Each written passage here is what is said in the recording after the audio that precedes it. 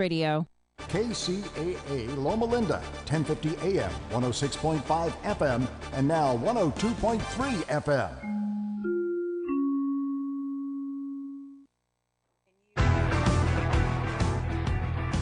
I believe I can. All right, there you go. If you can bring your camera down a little bit so we can see more of you.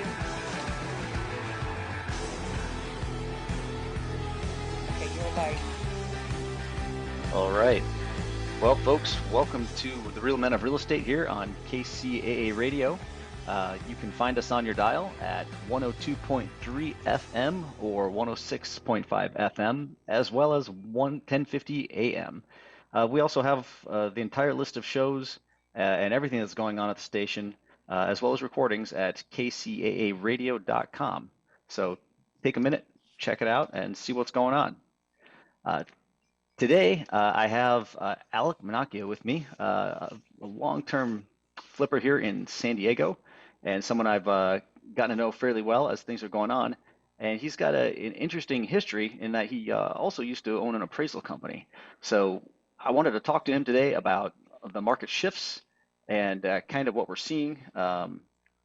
Things have gotten pretty different pretty quick. So I think we've got a lot of really neat history to cover.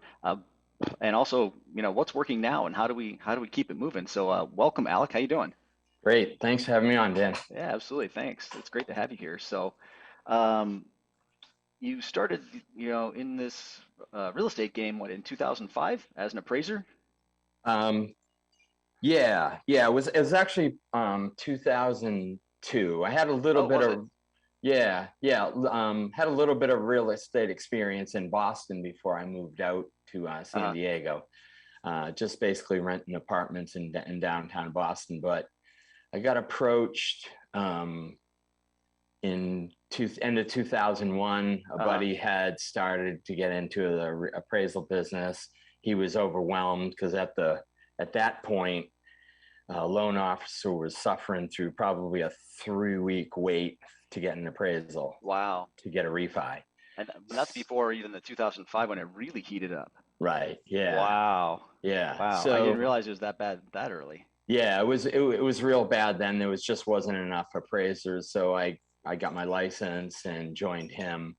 And we had a good system going where we would approach loan officers, and our pitch was to tell them we could get it back in 2 days.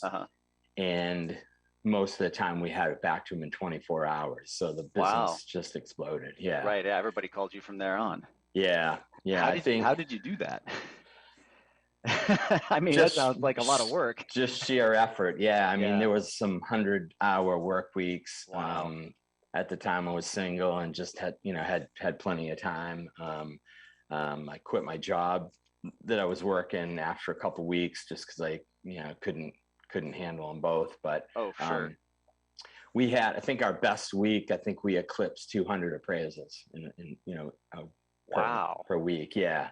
So we built a crew and had some a bunch of guys underneath us, and we actually moved up through Riverside, LA, and Orange County at one point at the height. Holy cow. That's a huge business. Wow. Yeah, it was crazy. 10 employees in the office in Pacific Beach, and then guys in the field. So about 20 people were managed in total. So wow. Yeah. Wow. That's the thing. Pretty crazy. That's amazing. I got to ask then, I mean, things kind of kept on moving. When did you get out of that and why? So I had my daughter in 2006, and by that point, the appraisers started to catch up with the work. I see. It was a pretty small window. I mean, we went, about 3 years, it was really hot and heavy, and it kind of tailed it out. And I made enough money to kind of sit on the sidelines for a little bit and enjoy my daughter. And so I sold the business, my half of the business, to an employee who ran it into the ground, didn't realize, you needed to be out there marketing and bringing in business was the biggest thing. So running a business is a way different thing than appraising or flipping or anything else. People miss that. Yeah, for sure. Wow. Okay. So Yeah, so it was fun. I enjoyed it. I think my buddy approached me because I had kind of this little eBay thing going where I was buying vintage auto parts and Oh reselling them. yeah. So it was the valuing something, kind Uh-huh. of fit real well. There's just a couple more zeros on the end of the price tag. So Right. Well, you're still kind of into that. I know you're yeah, always looking for parts to trade. yeah. It's more full on hobby now. So so yeah. History wise, I sold it off in 2007 or so. Okay. And then I actually chased down that hobby of the vintage car parts and tried to do something there, and it didn't stick so well. So, by It's a totally different business, I suppose, huh? yeah, we were reproducing parts, and it just Oh, really? Wow. yeah, No kidding. overseas kind of, yeah. So, Well, that's kind of crazy. Holy smokes. yeah. So by 2009, I was sniffing what, I had kind of like sidestepped the market, falling apart. The appraisal business was a whole different animal. I didn't want to go back into that. I don't know if the management companies had come into play just yet, but it was right around there where you as a loan officer couldn't go directly to an appraiser. You had to be funneled through a management company, so there wasn't any impropriety. Right. The conflict of interest issues. Yeah, sure. Sure. That makes sense. I mean, a lot of things had to change at that point. There's just a crash like that. Big time. What are you gonna do? Yeah. I mean, everyone I knew that was either had worked for me in the past or colleagues in the appraisal business were like, it's just not worth it anymore. Yeah. And now, of course, we had such a lower number of appraisers for the business, and that totally flip-flopped because everyone got in it 2003. Too many appraisers and so, wow. Yeah. So that's fascinating. I mean, I kind of knew the general story, but some of the detail, no, it's wow. Yeah. So right place, right time. Good ideas, worked hard. For sure. Yeah. Put in a lot of time and effort and got a lot of experience on valuing property. So you use that to this day. Led to the next step, whereas started sniffing around what's going on. I liked the idea of the foreclosure auctions. Took a course. That was still when you got to go down to the court steps, right? Yeah. It was fun. Boy. It was a ball. The next 3 or 4 years was so much fun. Went to class with Ward Hannigan. Great San Diego guy. Way back, yeah. Sharp guy, yeah. And took his course and then started implementing it. And I think the first flip we bought at the auction was 2010. And I think it was right at the beginning of the year. It was a little condo in Santee. And I was basically the day before valuing the property, from a list, and then going out that morning early and seeing if they were vacant or not. And then walk the property as much as you can. For sure. Do all your homework and then show up for the auction. Yeah. And then I actually did the bidding on that one too. So I had a couple guys who threw in, I think the end price was just over $100,000. Right. Oh my God. To purchase, and we put a couple bucks into it and sold it, Well, it's when you could rehab a condo back then for like what, 15, maybe $20 a square foot? I mean, it wasn't, but it was an 800 square foot, 2-bedroom, 1 bath. So you put 12, 15K into it. I don't even think that much, because we did most of it ourselves. We just blew through it.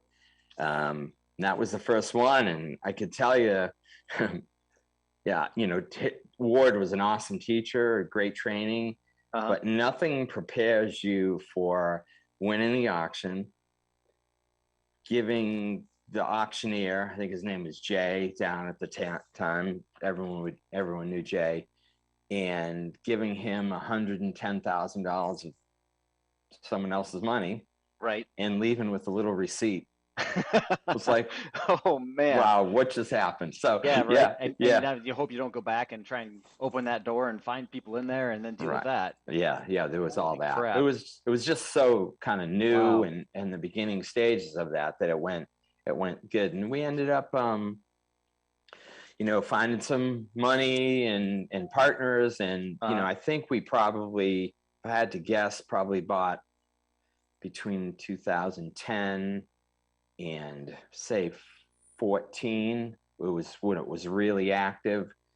We probably bought about 100 houses, somewhere in that range, in those years at auction. Mm-hmm. So yeah, and it was just a lot of fun because you'd look on Monday, you'd look for Tuesday on the computer, go out during the day, find the vacant ones, try to talk to some owners or some neighbors if they were there. And then the next day go bid. And if you didn't win any bids, you just start it all over. Do it again. Right. Yeah. Yeah. Sooner or later, everybody who needs a project gets one and you'll get one too. Yeah. I would get one within 2 weeks, usually when I started rolling good.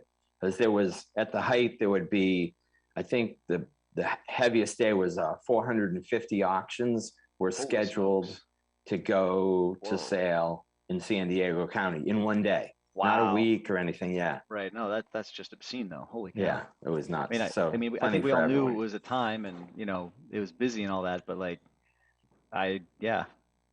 Those are some numbers. Pretty crazy. Yeah. Staggering numbers. Yeah. So, I mean, you've been at finding deals, so since about 2010. Yep. Yeah. And you've always kind of been a solopreneur on this side of it. You didn't really have a business partner. You've always tried to figure it out yourself. You like it better that way? Yeah, a lot of times I do. The first maybe 10 deals I did with a couple of partners at the auction, and people complained and they weren't making enough money or not, so that got peeled away. And through a broker friend of mine, I found a money guy who was pretty hands off, and hey, I need 500 grand. Okay, I'll meet you at the bank in 20 minutes. So it's worked really well. So that's when we started doing a lot of them. I think at one point we had holding on to like 8 or 10 properties, a couple in sale escrow, a couple we just bought, a couple we're trying to evict someone or that kind of thing. So so gained a lot of experience, really quickly in that environment. So and then we peeled off from him in 2015, I think. Okay. And then I've been just myself since then. So wow. Yeah. So you've had a pretty good run at it then. Yeah. Right. No, for sure. Yeah. Well, there's a lot that goes on, after that stage of things, I know, but we're going to cut to a commercial break here in just a minute. Great. So we'll have a break and come back to everybody here. So my name's Dan Reddig. This is Alec Minacchio chatting with me here about kind of how things came to be where they are. We're on KCAA Radio, and we'll be right back.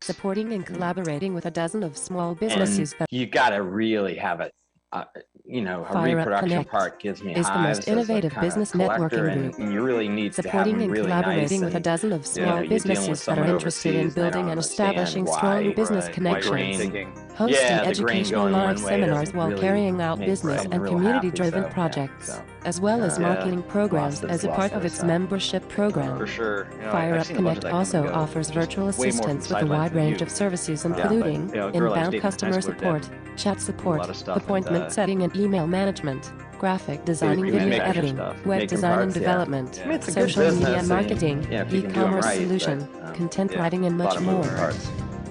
For more information, head on over to www.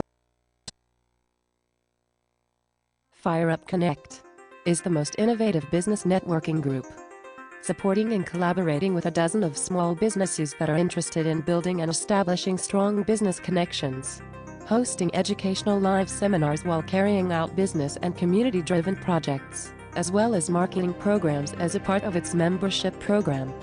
FireUp Connect also offers virtual assistants with a wide range of services including inbound customer support, chat support, appointment setting and email management, graphic designing, video editing, web design and development, social media marketing, e-commerce solution, content writing and much more.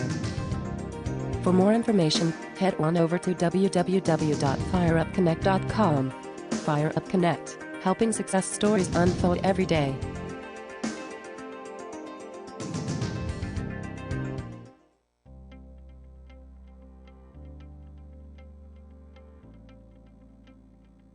The toughest part in the lending process is patience.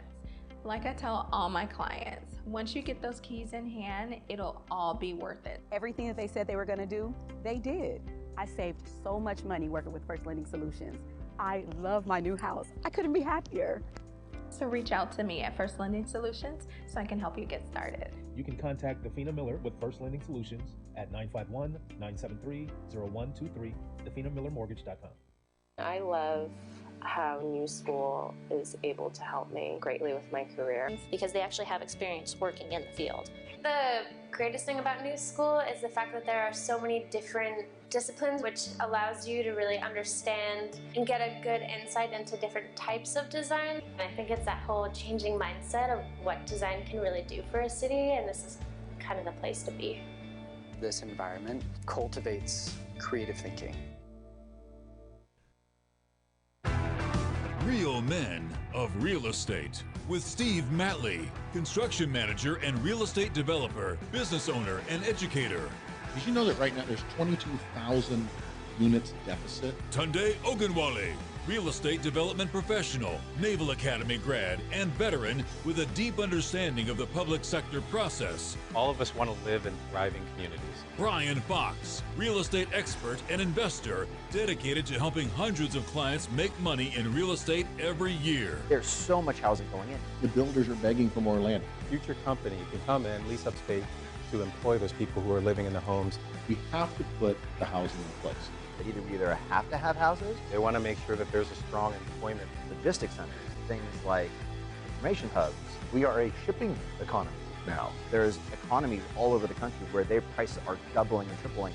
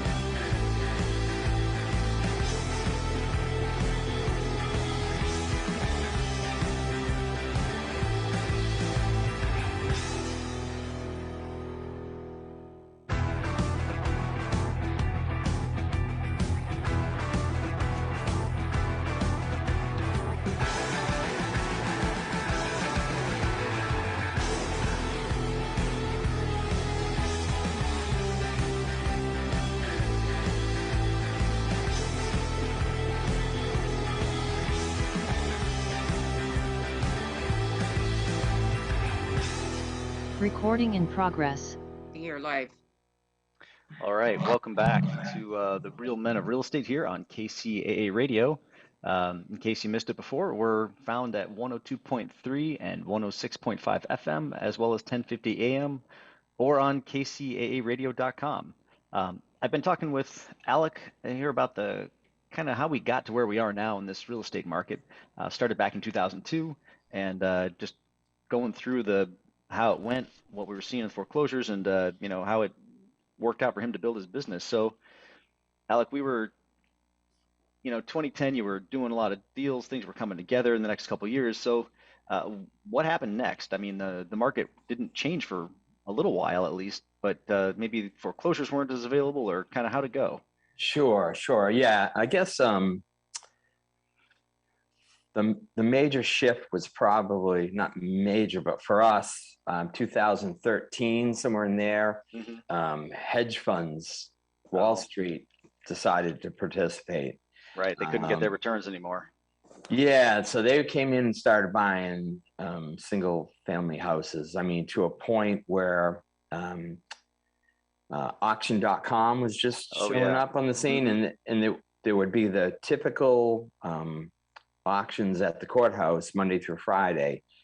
And I think they were doing it every other week on a Friday. They would have kind of a ballroom. I think they were doing stuff down at Shelter Island, and they would have a ballroom situation where they would auction off a bunch of properties. Yeah.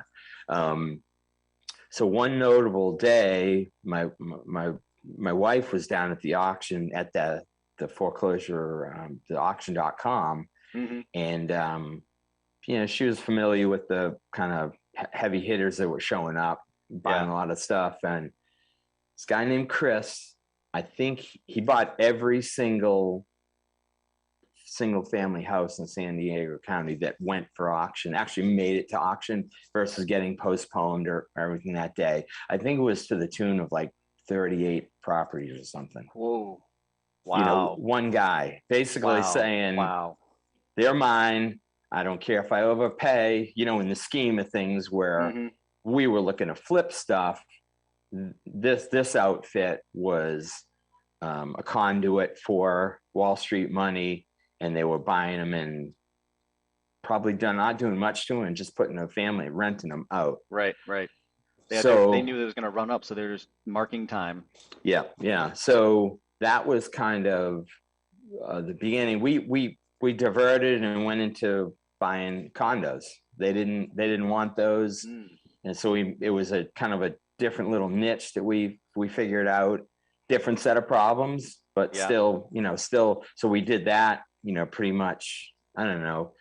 I still do it to a point, but not certainly. And it kind of went really downhill from there because Wall Street absorbed such a big percentage of the market that was going on. What kind of premium were they paying over what you could pay? It was usually generally 10%. Okay, well, that's enough to, I mean, that would count me out. I can remember kind of figuring out what they were looking for a certain yield on their rent. And it would be pretty accurate on, hey, that house is a $2,600 rental, and it would kick off this kind of what they could pay for it. It ended up being 10% over what everyone else typically would pay. Because I remember telling my wife, hey, go to 303 on this property, and it ended up at 335. And you know, there's guys down at the auction that they'll just spite bid these people once they find out who they were, especially. It's like, they bump them a little bit just to keep them going, keep them going. So you know, it wasn't like, hey, I'll pay 303 and it went to 305. They would push them, you know, certainly out of their comfort zone just to give them that old school, you know, boys club beating, which is kind of funny to see. So that was a big shift. We did okay. I'm not a big volume guy, so we could just still do our 4, 5, pick 6 a couple a year. Off, yeah. There's always something that'll fall through the cracks. We would just work harder than them on the front end. They wouldn't do any of the research. They didn't walk the properties and stuff. Okay, so you knew if one was particularly good, you know, for some reason, but didn't look it, you knew it. And I also knew the bad ones. Yeah, right. And this is a funny story. I walked one and I caught the mailman, and he's like, "Oh," he goes, "that's that house where a guy killed his whole family, shot his whole family." Whoa! Holy crap! And like, okay, that's like, you know, you're gonna find that out from the neighbors. You're gonna have to disclose it, all that. So it's kind of like, okay, I'll stay. And we were real friendly with one of the guys there, and my wife told him, just to give them a heads up, we're not going to jump on it anyway. So we'll, you know, throw a little goodwill to someone in the business. They bought it anyway. Oh, wow. And just, you know, pushed right through. So, they they had a big enough process of deep enough pockets, they just dealt with it. Yeah, I mean, you're doing 60, 70 a year. You can take a stinker if, you know, if you end up getting one where, Right. you know, so yeah, that, and again, it's still, I think it will be a viable business. Again, it's just, there's just so few right now that I don't even bother with it. So, so I mean, whether we get a recession or outright stagflation or something like that, then sure, maybe this will be a thing again. Might be, yeah. And then they passed some goofy law. I think we talked about it a little bit before. Personally, me and you, where there's a 45-day hold on, not a hold. Anyone can come in and buy the property from someone who's bought it at the sale now. I don't know how it's being enforced, if it's actually happening, but it was a Senate bill. I think it's 1076, but so after that, it was like, you know, between so few of them even coming up that actually make it to sale, the, you know, COVID, you know, foreclosure moratoriums, all that mixed in, it's kind of like, well, let's spend our time somewhere else kind of thing. So, yeah. I mean, I looked at one last week, the great condo up in Carmel Valley, 624 square feet. And, you know, seemed like the price was all right and I could do something with this, and walk in and there's a tenant and she hands me a piece of paper and just proudly exclaims that, you know, there's a moratorium, you can't evict me, nothing's going to change, and I'm not, you know, you can't raise my rent. Really? And she was as stern with me as anybody could possibly be. And I literally been in the place 2 seconds. Wow. She didn't know who I was, what I was doing, you know. I'm looking for a tenant. I already have one, right? Like, right. And so thank you for filtering. Oh, that one, but it's, you know, it's just kind of interesting how it goes. These laws are coming around, and the landlord business is going to get tougher. It was already tougher here in California, but you know, you better know your stuff. Yeah. So you ran through these strategies. I know you started kind of tracking deals down, you know, talking for realtors, doing some off-market marketing, trying to get things, you know, what's working there? I mean, I know we kind of know the market and the rates and everything until basically, you know, beginning of this year. But things kept on shifting. So how'd you survive it? Like I said, I don't do a ton of volume so to me to tap the brakes and reassess things it's pretty easy. So that's kind of been the strategy of you know, looking at some of these market shifts. We were talking like interest rates recently. Is that what you're kind of? Well, you got, you know, the hedge funds come rolling in 2013. Okay, so you had to change your marketing strategy. You know, the business didn't change, rates didn't change, prices kept going up. I got you. You know, you were almost in the situation. I mean, none of us ever felt comfortable with it, right? But you were in the situation of, you could probably get 20 to 40 more for something by the time you sell it, but you never put that in your calculation because the market could turn at any minute, right? So so like it just did, which we'll get to. right. Okay. Yeah. So I mean, how are you finding deals? Back then, you're saying? Yeah. 2013 to like 2018. Yeah, you know, I kept at the trustee sale, relationships with you know, real estate agents around town. You know, at this point, I've been in the business a while, make some good relationships, try to do what you're gonna say you're gonna do, what you said you're gonna do, that kind of thing. So and again, having 5 or 6 a year to be the goal. 1 or 2 shows up from a real estate agent, you know, another 2 or 3, you know, then you know, I'm done, I'm full. So hadn't done any like direct marketing or anything back then. Still going to the sale. And then probably around 15 or 16, a lot of these bigger wholesale outfits came to town, and I'd usually pick off 1 or 2 from them, you know, like a net worth or you know, those kind of anybody's big wholesalers starting to come into town.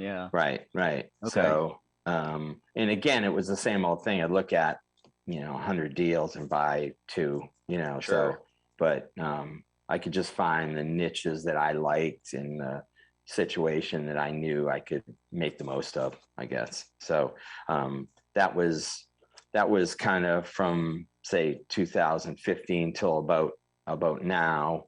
Now I'm trying the marketing, as you know. I haven't stepped like fully into it, but maybe that'll be a show in a year or two. I can give you some feedback. I know you're laying the framework for a whole different approach to this business. Wow. All right. Yeah. So we'll definitely dig more into that when we come back. I also want to talk to you a little bit more about just kind of what the Fed's doing. I know you've got one recently that's trying to move. So yeah, we'll dig into that. So I'm Dan Reddick here with the Real Men of Real Estate on KCAA Radio with my guest Alec, and this has been really fascinating to learn exactly how I got here. As much as we talk about it, I didn't know all of it, so thanks. Awesome. Recording stopped.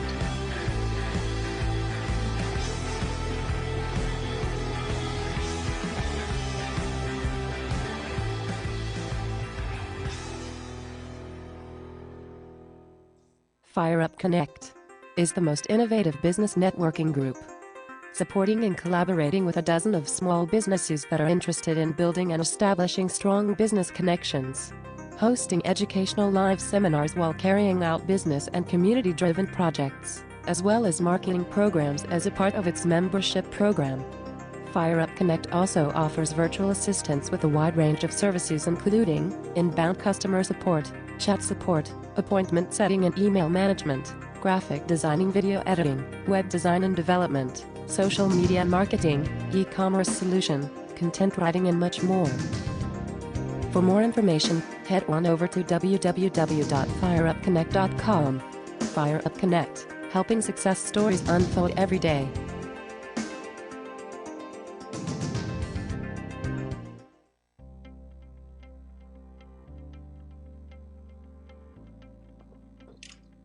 The toughest part in the lending process is patience. Like I tell all my clients, once you get those keys in hand, it'll all be worth it. Everything that they said they were going to do, they did. I saved so much money working with First Lending Solutions. I love my new house. I couldn't be happier. So reach out to me at First Lending Solutions so I can help you get started. You can contact Defina Miller with First Lending Solutions at 951-973-0123, definamillermortgage.com. I love how New School is able to help me greatly with my career. Because they actually have experience working in the field.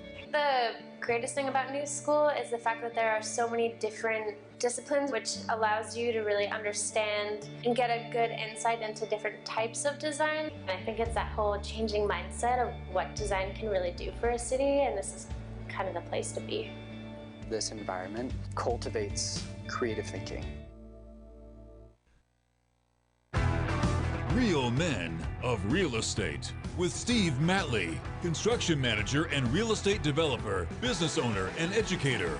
Did you know that right now there's 22,000 units deficit? Tunde Ogunwale, real estate development professional, Naval Academy grad, and veteran with a deep understanding of the public sector process. All of us want to live in thriving communities. Brian Fox, real estate expert and investor, dedicated to helping hundreds of clients make money in real estate every year. There's so much housing going in. The builders are begging for more land. Future company can come and lease up space to employ those people who are living in the homes. We have to put the housing in place. Either we have to have houses. They want to make sure that there's a strong employment. Logistics centers, things like information hubs. We are a shipping economy now. There's economies all over the country where their prices are doubling and tripling.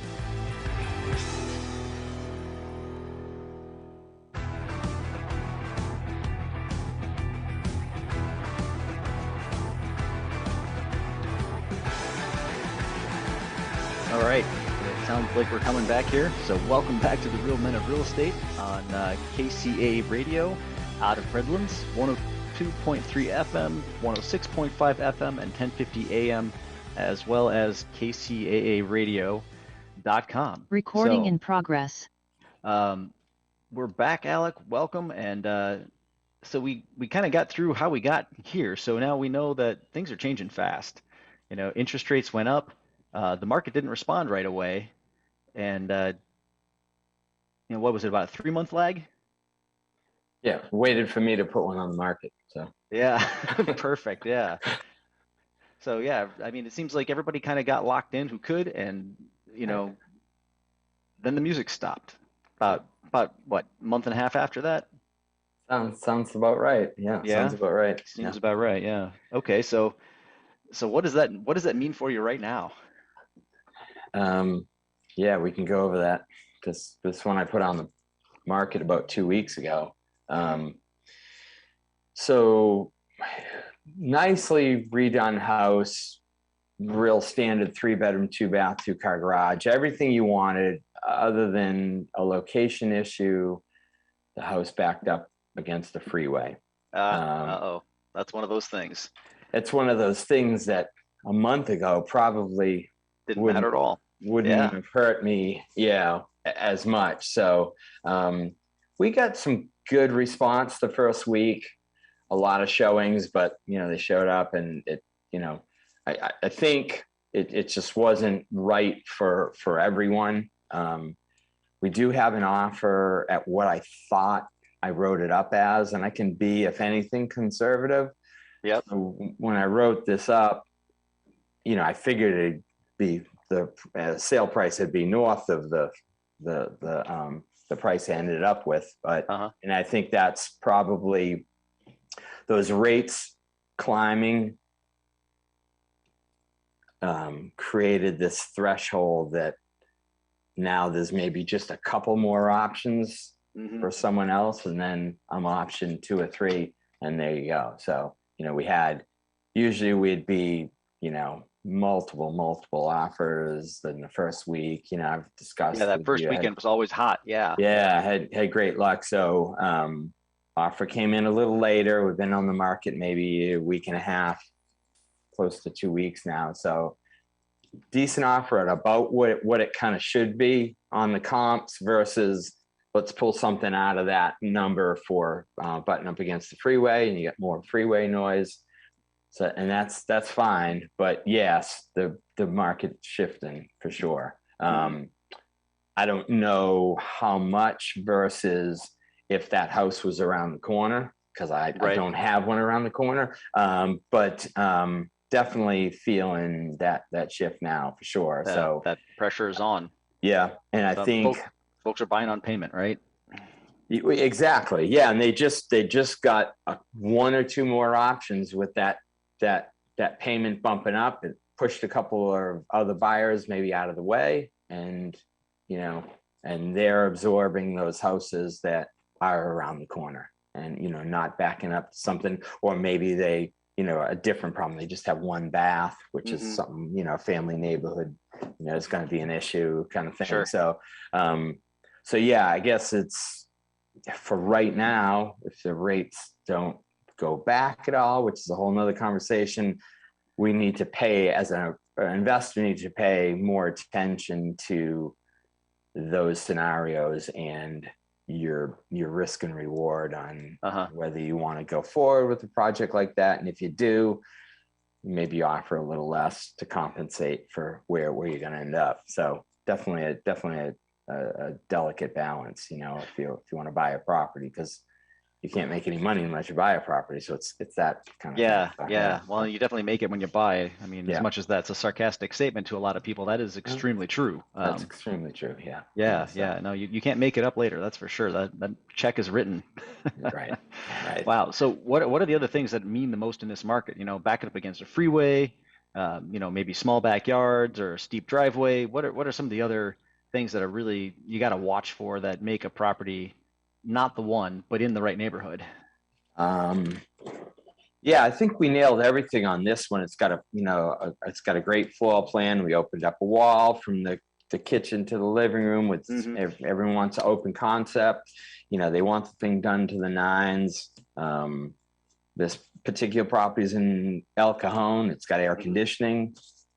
Whether they run it or not. So yeah, I mean, it's definitely an option. So we nailed it on everything other than the location, which unfortunately I couldn't do too much about. Right. And when I bought it, it wasn't an issue. I mean, it was an issue, but it wasn't as much of an issue. So,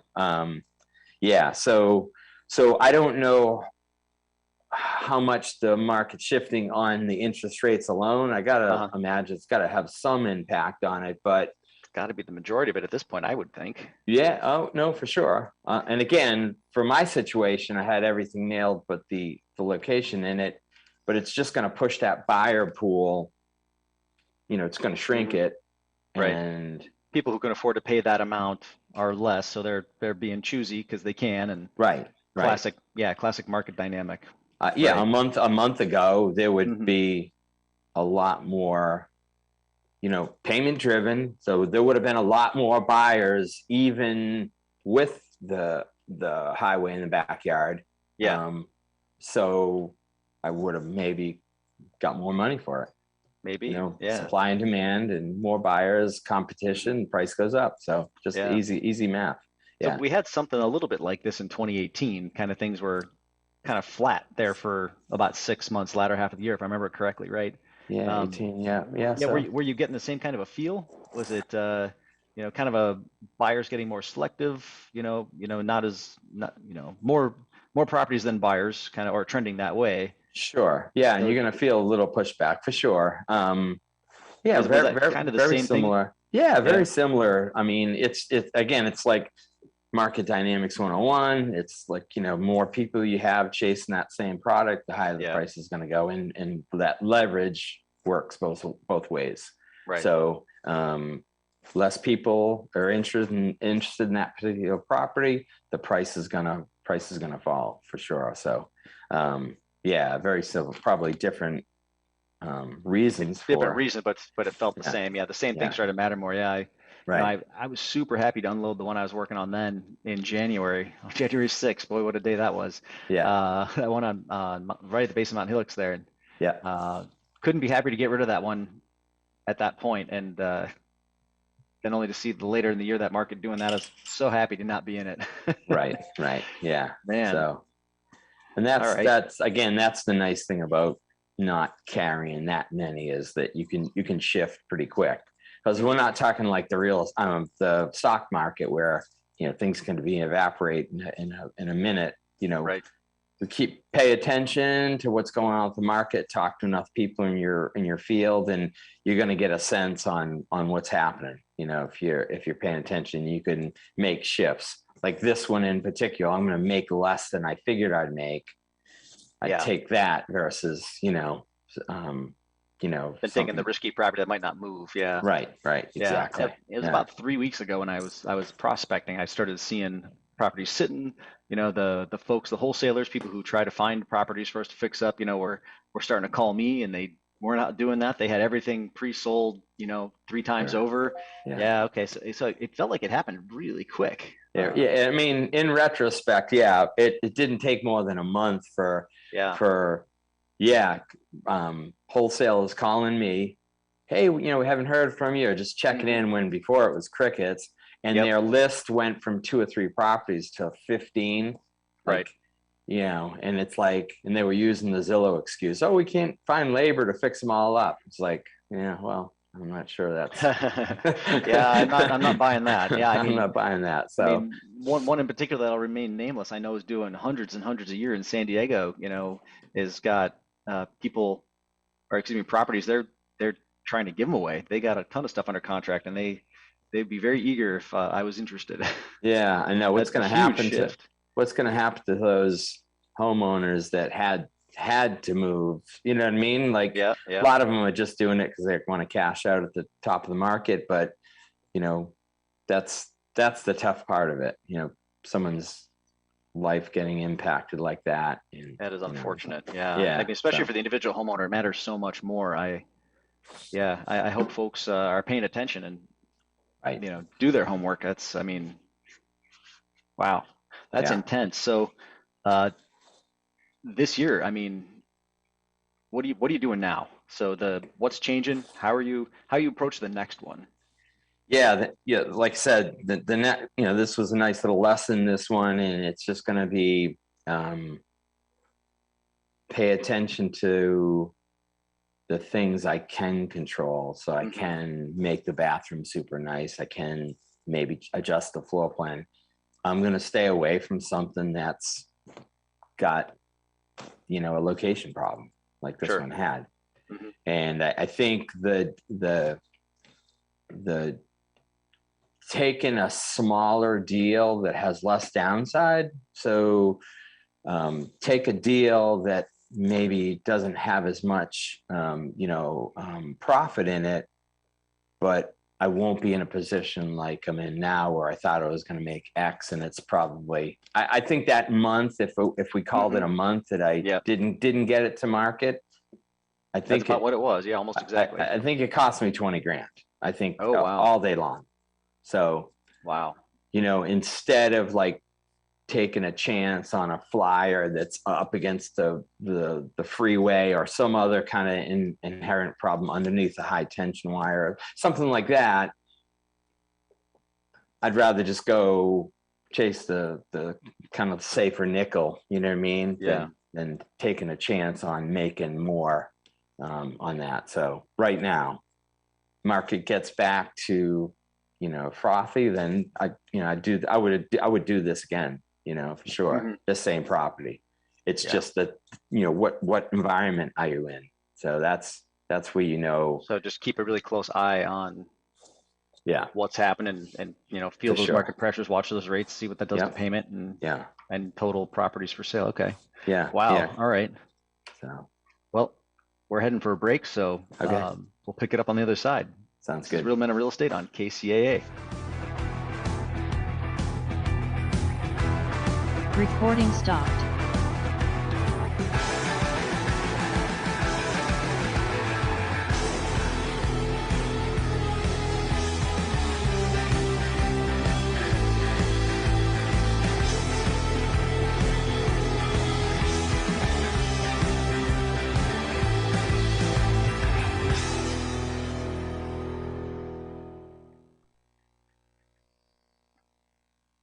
FireUp Connect is the most innovative business networking group, supporting and collaborating with a dozen of small businesses that are interested in building and establishing strong business connections, hosting educational live seminars while carrying out business and community-driven projects, as well as marketing programs as a part of its membership program.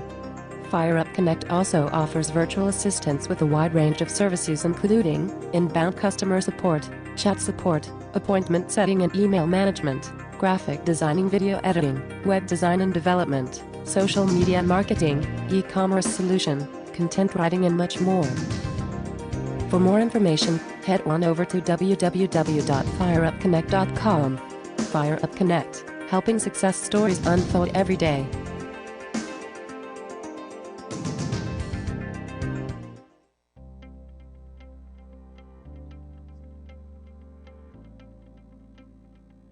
The toughest part in the lending process is patience. Like I tell all my clients, once you get those keys in hand, it'll all be worth it. Everything that they said they were going to do, they did. I saved so much money working with First Lending Solutions. I love my new house. I couldn't be happier. So reach out to me at First Lending Solutions so I can help you get started. You can contact Defina Miller with First Lending Solutions at 951-973-0123, definamillermortgage.com. I love how New School is able to help me greatly with my career. Because they actually have experience working in the field.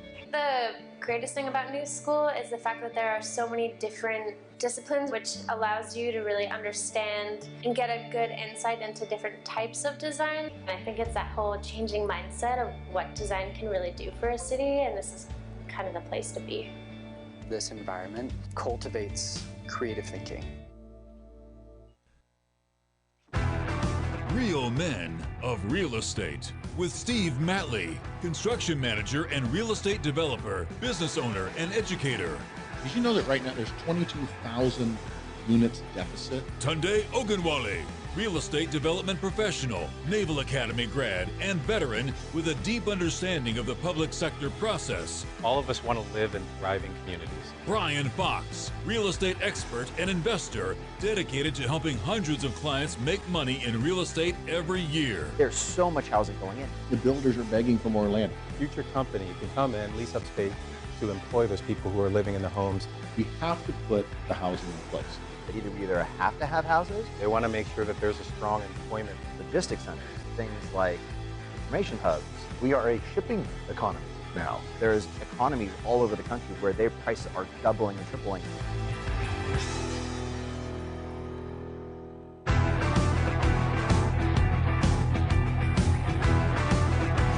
All right, welcome back to the Real Men of Real Estate on KCAA Radio.